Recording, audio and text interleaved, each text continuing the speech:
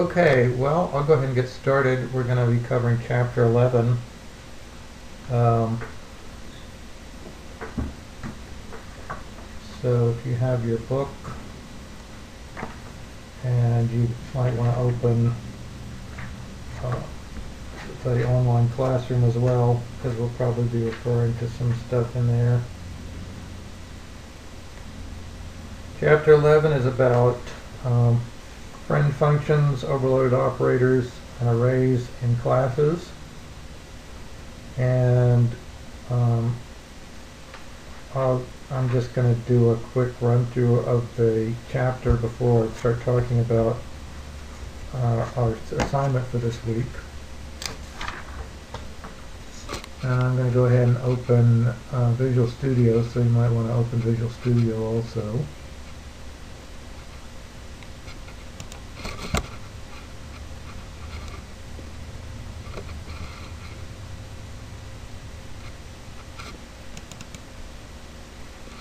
Or whatever C++ you're using.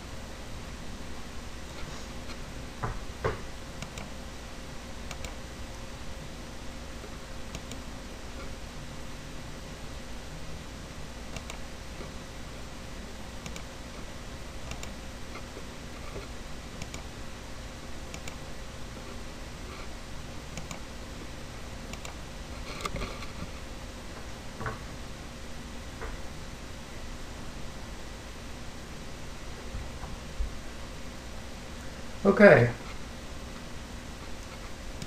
so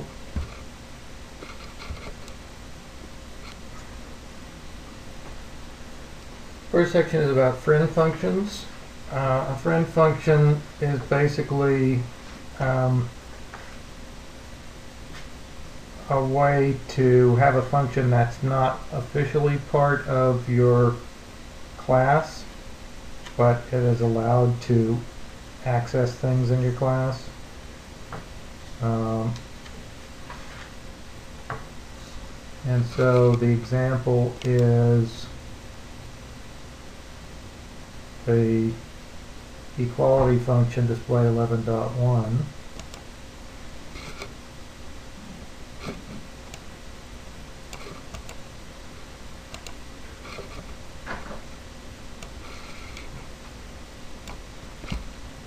So we'll take a look at that. We talked about the day of year class before when we were doing the Bach birthday problem.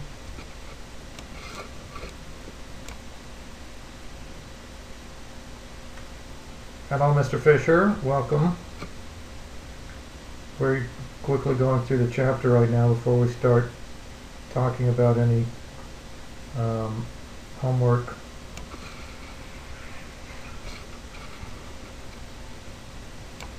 So here's the day of year function. I'm sorry, the day of year class.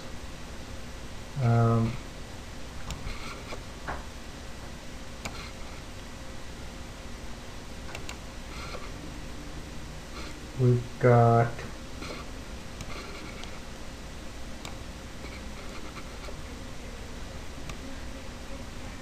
all the normal stuff that we're used to seeing. Public functions, private functions, and variables.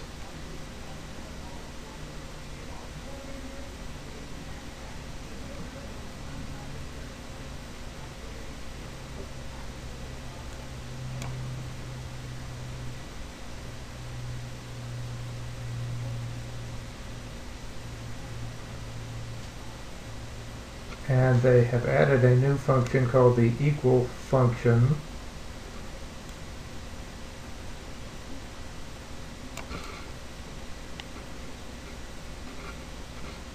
And you'll notice that they have to use accessor functions to be able to get access to the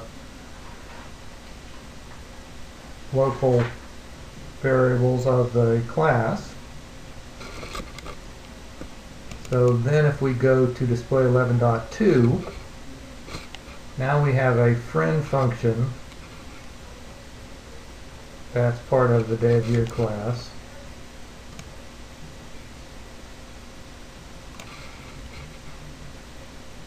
Or it's not actually part of the day of year class, so it's a separate function, but it does have access directly to the variables that are members of the function, private members of the function.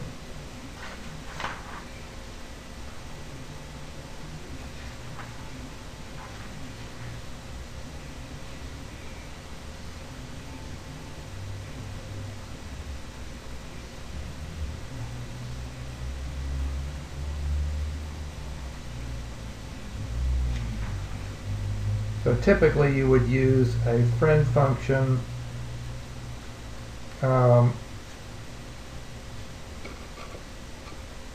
when you're accessing multiple objects of the same type,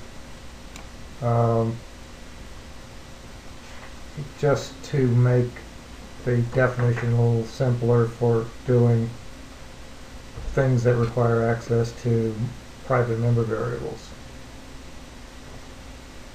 Let's go on to 11.3, the money class.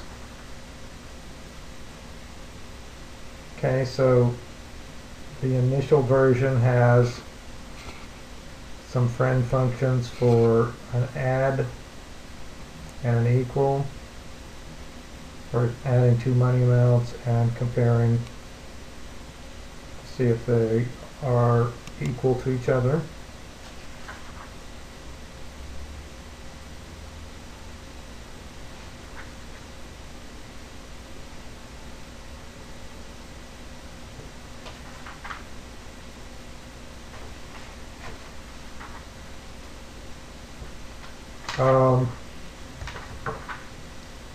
And that's typically where you'll see friend functions used when you're dealing with multiple objects of the same type that need to interact with each other.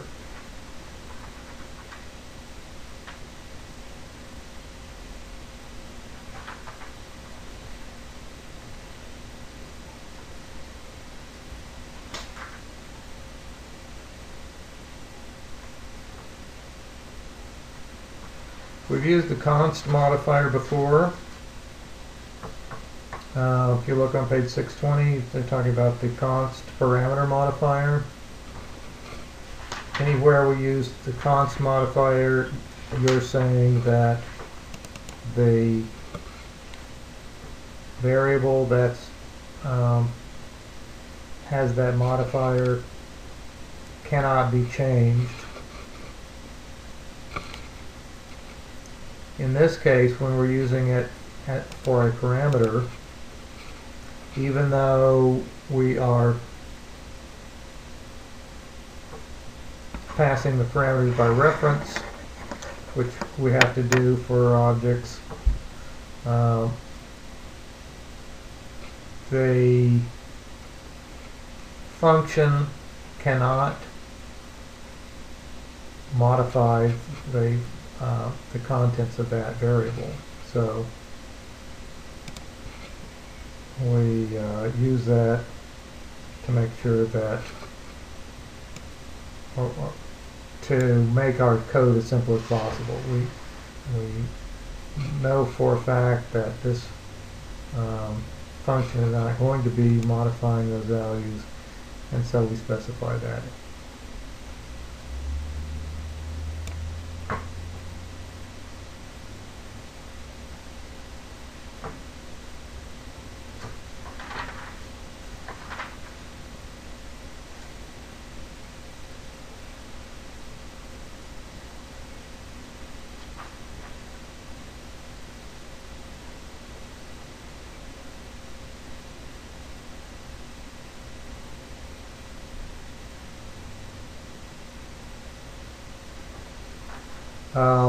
In the case of a member function for a class, if you put the const on the end as they've done in the getValue, you're telling the compiler this function is not going to be modifying the calling object. So if we have a money object, we call the getValue function for that money object, we know that that money object is not going to be changed by that function call.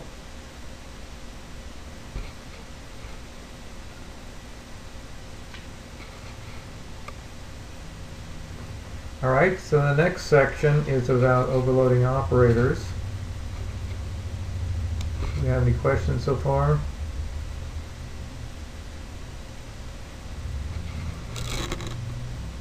Okay, don't see any. So overloading operators allows us to change what an operator does for a particular class.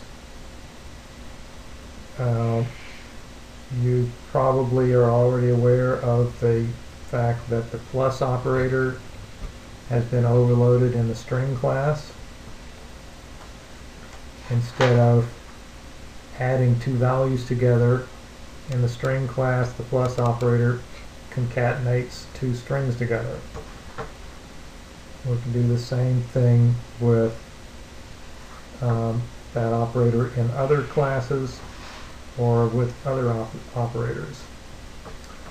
11.5 shows us how to overload the operators plus and equals. Okay, so in our previous example we had an add function and an equal function, and when we use that in a program it looks a little awkward. By overloading the plus operator and the equal operator, we can write code like we're used to writing for our primitive data types, and it looks familiar to people that are expecting things to happen that way. For us to say, for example, total equals cost plus tax, even though cost and tax are money objects and total is a money object, we expect cost plus tax to add the value in cost to the value of tax and store it in the total variable. And even though that's not quite as straightforward as the primitive data types, it still works the same way because that's the way we've written our plus operator and our equal operator. And this particular case is pretty simple since the underlying variable in the money class is just a long. We can use traditional operators the same way. If it was more complex, if the data was divided up into multiple pieces, then we had to do some calculation to figure it out. it would still work using the plus operator and the double equal operator.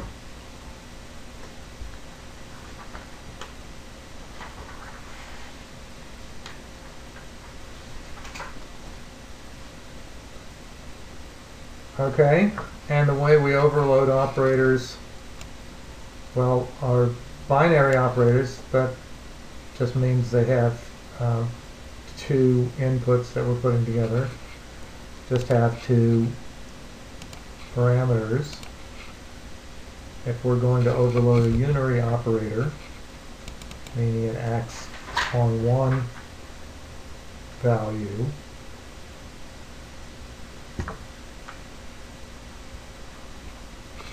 we do that the same way, except instead of having two parameters, we have a single parameter.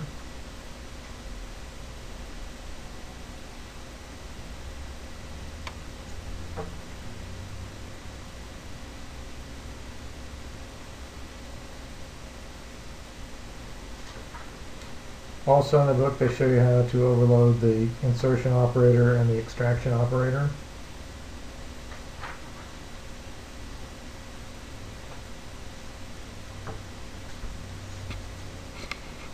And how to deal with chains of insertion operators, like the ones that we counter in traditional output statements.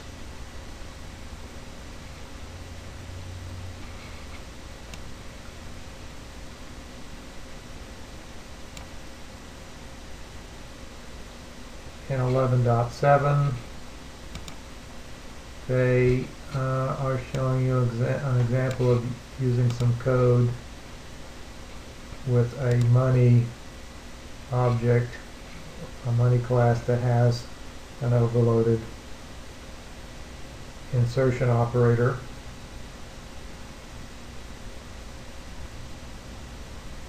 And they show you how to break that down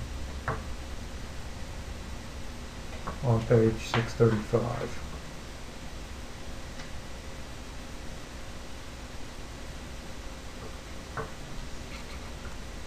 And 11.8,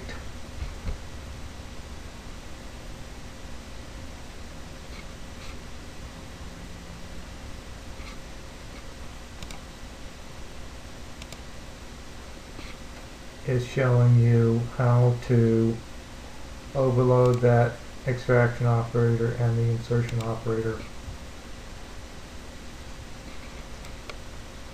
for the input stream and output stream and our particular data type. So in this case we have to create it as a friend function because it has to deal directly with the input stream and the output stream.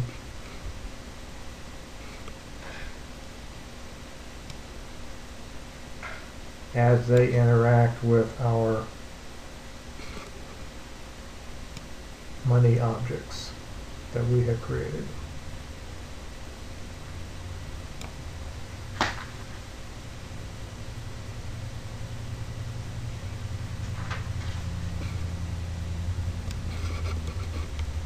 All right, any questions about that?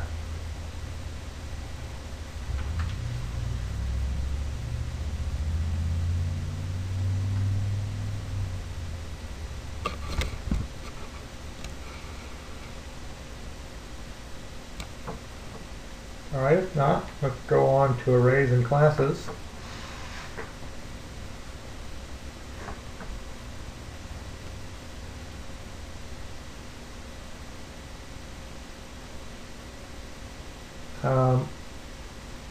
One way that we can combine arrays and classes is by having an array of classes. And an array of classes just works the same way we're used to. We declare a variable. In this case, the type is our class that we have defined, in this case the money class. And we declare a variable of that type, so amount is a money object. and we give it an array dimension, so we're declaring 5 amounts. Works just like an array of any other type of data.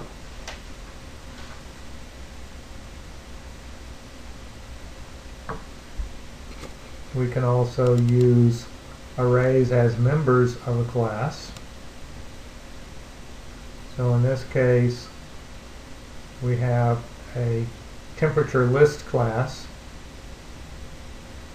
which has as one of its private members an array of temperatures called list. However many elements that we've defined, in this case 50.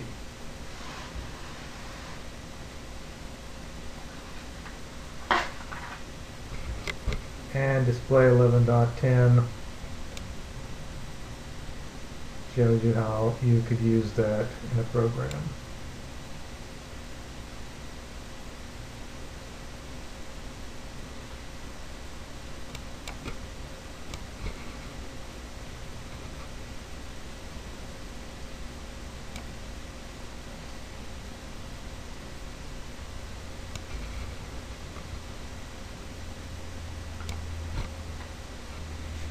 Alright, that's fixed size arrays. We can also have dynamic arrays. We've talked about dynamic arrays before also. Basically those are arrays that are allocated at runtime using the dynamic memory system, the heap or the stack, the free store memory allocation techniques. We use the new operator in order to get new variables of whatever type we're needing. So let's see.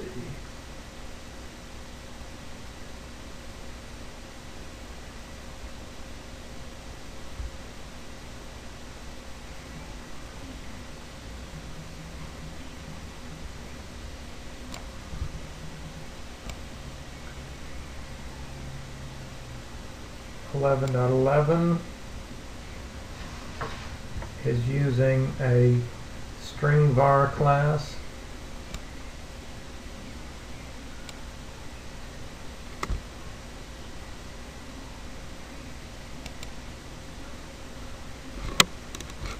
It has internally a pointer to a dynamic array to hold the whatever size of string, C string that you want to specify.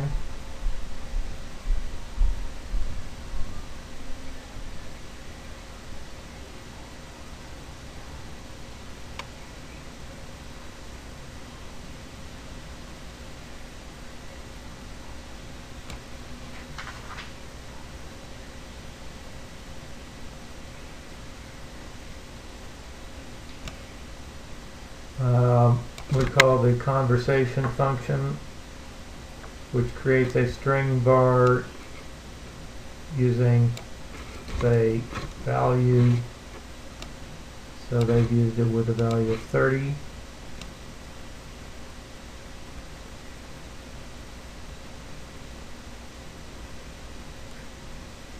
And the constructor is going to use that to create a dynamic array of 30 characters in this case, which can then be used to store the data that we're using here.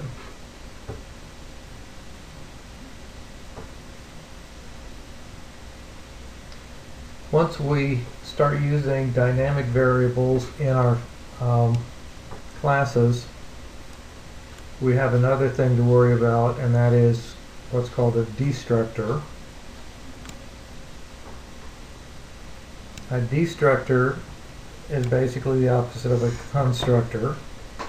It's a special function that gets called whenever an object of our class gets deallocated, so it's no longer referenced, no longer used by a program. It needs to be eliminated. And so if we have dynamically allocated memory sources, that would be the point at which we would need to deallocate that memory. So we've got an array of characters, a dynamic array of characters that we've allocated. We would need to delete them at that point. The destructor has the exact same name as the function, once again, except it is preceded by the tilde character.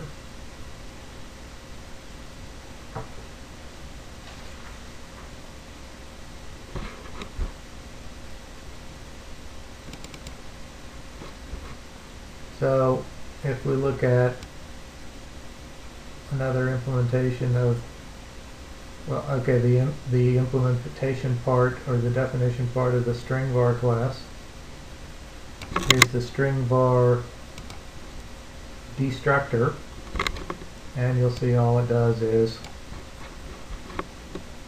delete the array of characters that we created when we created this object.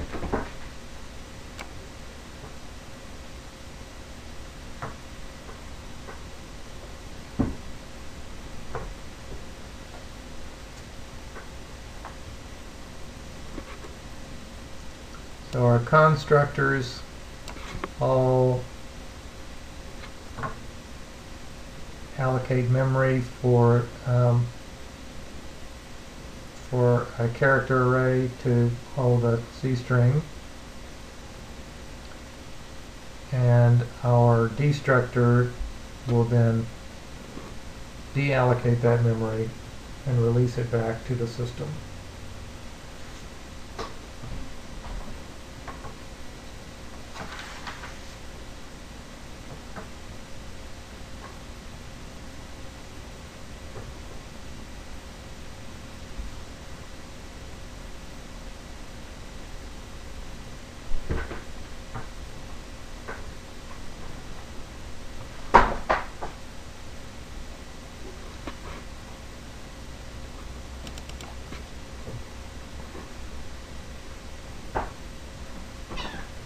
Display 11.13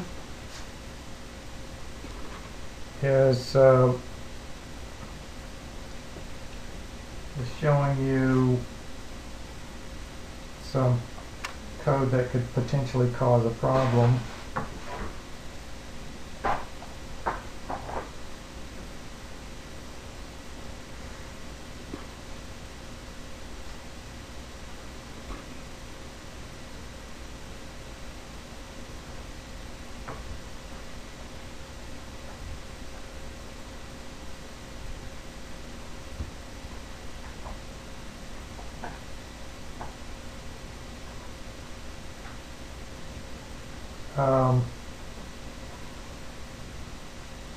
They're calling a function that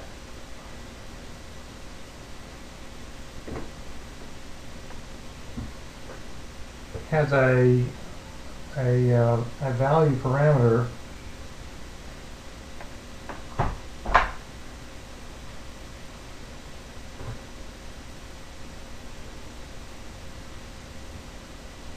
using a pointer.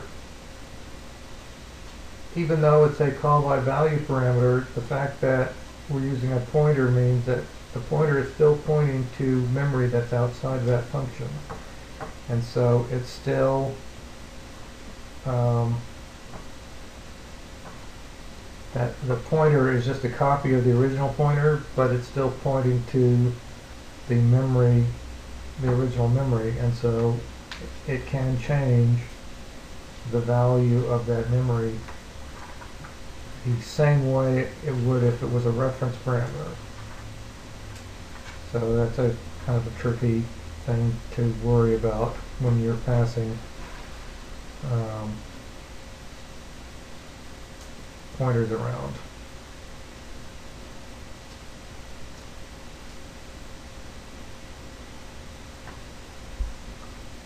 Another special kind of constructor. Sorry, what was your question?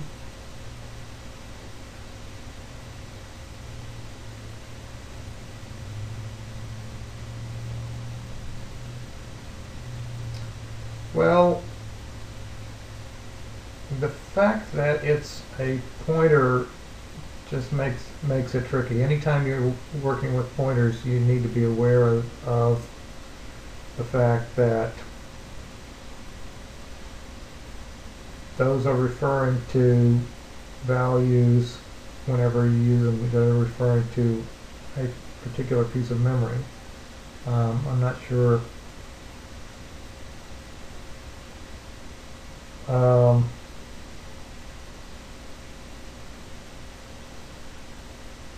than just to say, you have to realize that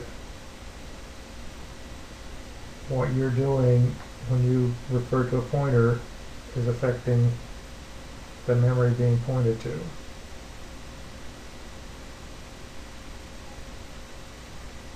Yeah. I think they're just trying to emphasize the fact that pointers are tricky. They're not like regular variables.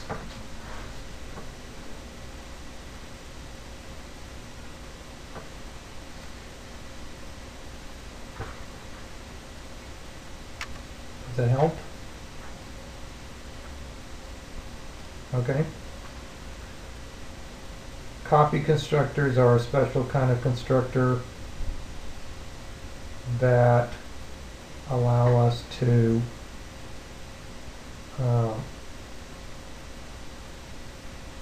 put in some extra code to create a full copy of another object when we're using dynamic memory particularly.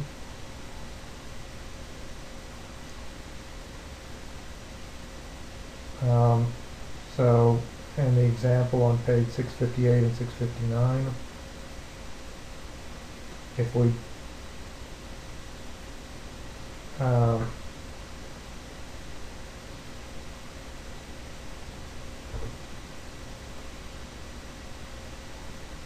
we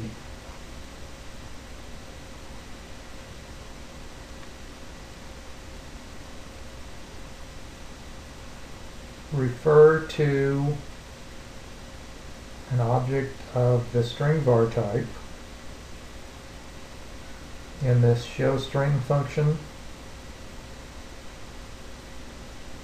it's passing through the reference to the original object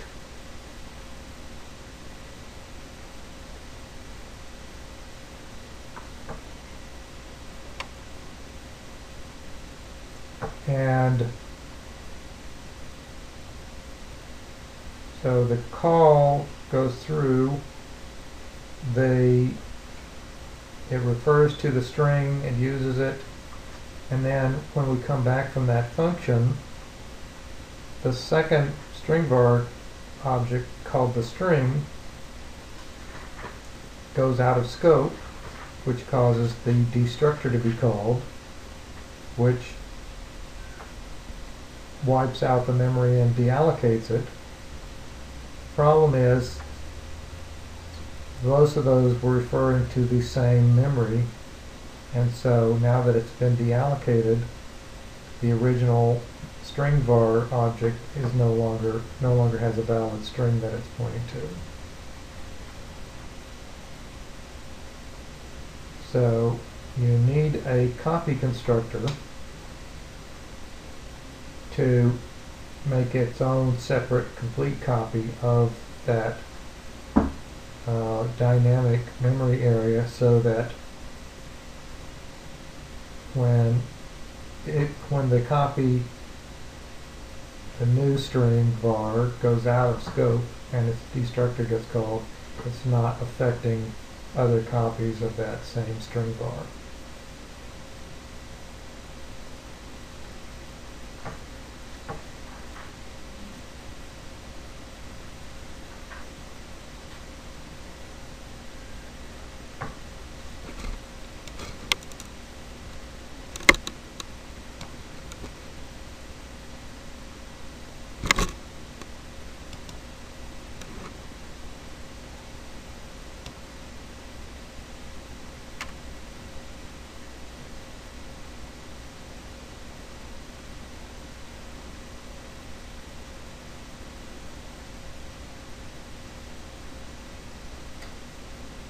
you would think that they would give you an example of a string var class with a copy constructor in it, but it doesn't look like there is one.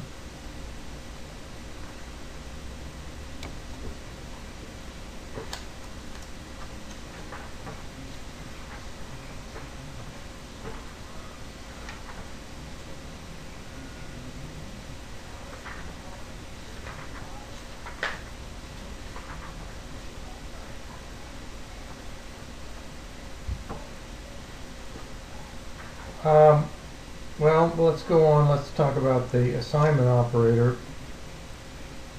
The assignment operator can be overloaded just like the other operators.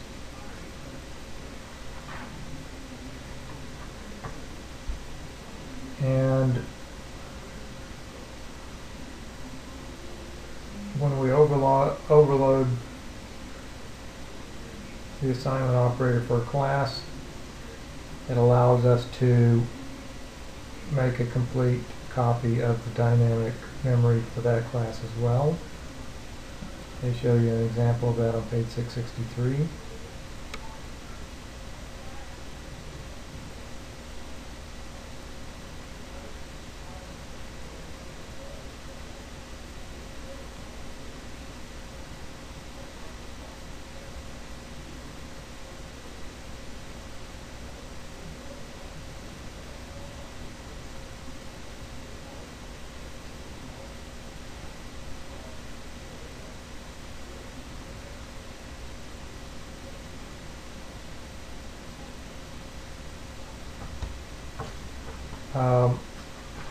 For when we're overloading the assignment operator, we don't do it exactly the same way as overloading other operators.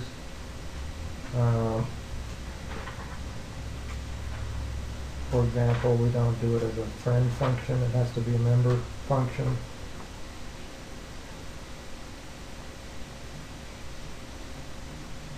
And in the first example on page 663, they show you some sample code in which only the amount of the copied object that will fit in the local object will be copied. In the bottom, they show you an attempt to fix that. It has a bug in it. On page 664, they show you a better version of that. So that's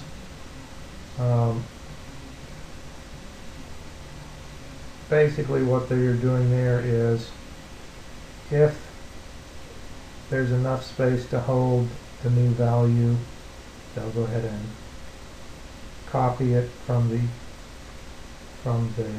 old object to the new object. If it's not big enough, they'll generate a new, they'll delete the old dynamic memory, they'll generate a new, or allocate a new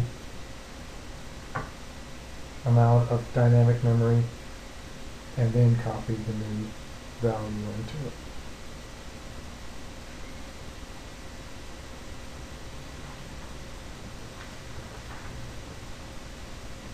And those three things, the copy constructor, the assignment operator, and the destructor, they refer to as the big three. Typically, if you need any of them, you need all three of them. So the reason that we need the destructor is because we've got dynamic memory that's been allocated that we need to get rid of, return back to the operating system.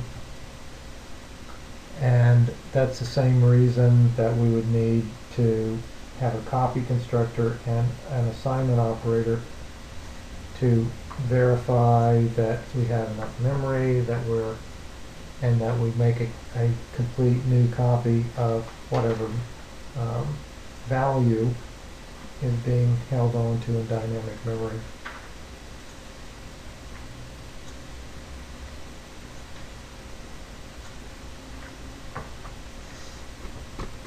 All of that makes sense?